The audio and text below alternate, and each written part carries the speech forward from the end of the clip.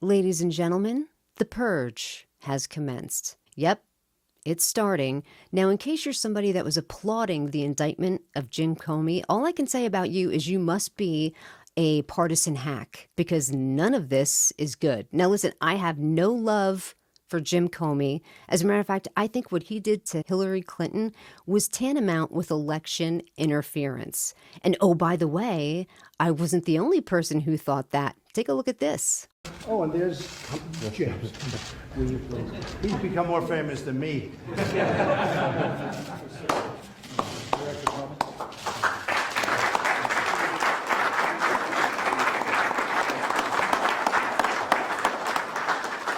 Yep, that was Donald Trump shaking the hand of Jim Comey just a few days after his first inauguration, backslapping him for a job well done. I don't care what anyone says, that swayed the election for Donald Trump. She lost by such a very, very slim margin.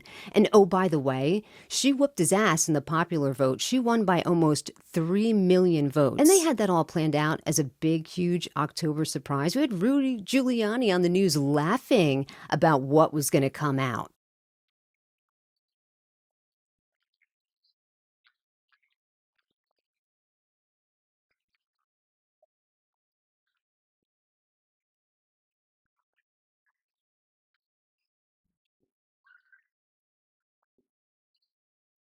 Now, who from the FBI field office was leaking information to Giuliani for him to even know that? And just in case you think Donald Trump's Justice Department is working for the benefit of the American people and not for his personal petty grievances, I remind you of the message that he sent to Pam Bondi. Kind of looked like an 8-year-old's wish list that they would send to Santa. This message was sent to Pam Bondi on Truth Social, something that he probably meant to send in like a personal DM. Let me just say, if that was Joe Biden that had done that, every Republican would have been screaming that Joe Biden has dementia, a dementia-addled brain, he shouldn't be sitting behind the Resolute desk. But when their guy does it, it's fine, nothing to see here. This message, by the way, is probably going to be like evidence number 1 to get Comey's case thrown out. But let's go ahead and read this to you in case you missed it. Maybe here would be a good time to drop a So Sorry Sad song beneath it while I read the message to you. Pam, I have reviewed over 30 statements and posts saying that essentially, same old story as last time, all talk, no action. Nothing is being done. What about Comey, Adam Shifty Schiff, Letitia? They're all guilty as hell, but nothing is going to be done. Donald Trump is behaving like a political tyrant that we all knew he was going to be. None of this has anything to do with justice. None of it. This is all about him tit for tatting, personal vengeance, period. And this political hit list that he sent to Pam Bondi is a WMD. That's right, I'm talking about a weapon of mass distraction. He'll do anything to get people to stop talking about Epstein and the Epstein Files. And when he wants you to be quiet, that's when you need to grab a megaphone. Every single Democrat should be getting in front of news cameras, in front of microphones, screaming about the Epstein Files.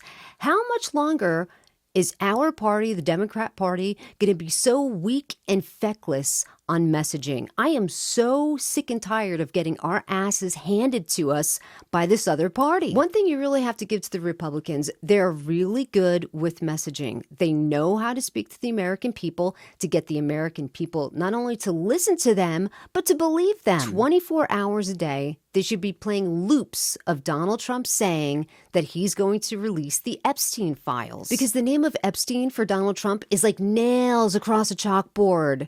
And we need to just hammer that home. Do I think James Comey is going to go to trial and be found guilty? No, I don't. Because he basically was already exonerated back in 2018 when they first investigated this, and the finger pointed at Andy McCabe and not him. So this is an utter waste of time and resources. But like I said, it's a weapon of mass distraction.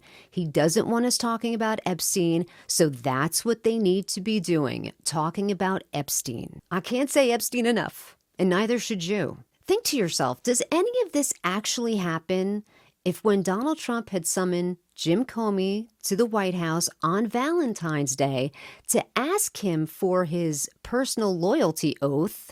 If Jim Comey had said, yes, sir, I'm loyal to you, none of this would be happening right now. It probably wouldn't have been fired. We wouldn't be sitting here. But that's not what James Comey did.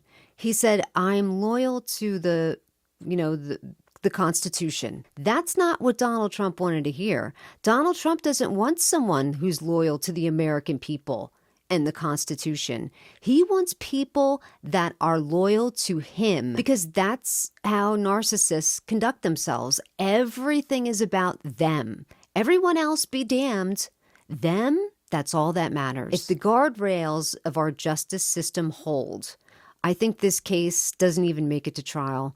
I think it gets thrown out for the piece of crap that it is. And like I said, I do not love Jim Comey, not a fan of Jim Comey, but what's happening here is ridiculous, and we all need to stand up and say, this is insanity, this is craziness, this is not how a democracy runs. This is more like a banana republic, a tyrant who is just going after his political enemies. And that should not be the way that our government is run in the United States. Well, that's going to do it here for me. Thank you so much for popping by for one of my takes, and I'll catch you next time.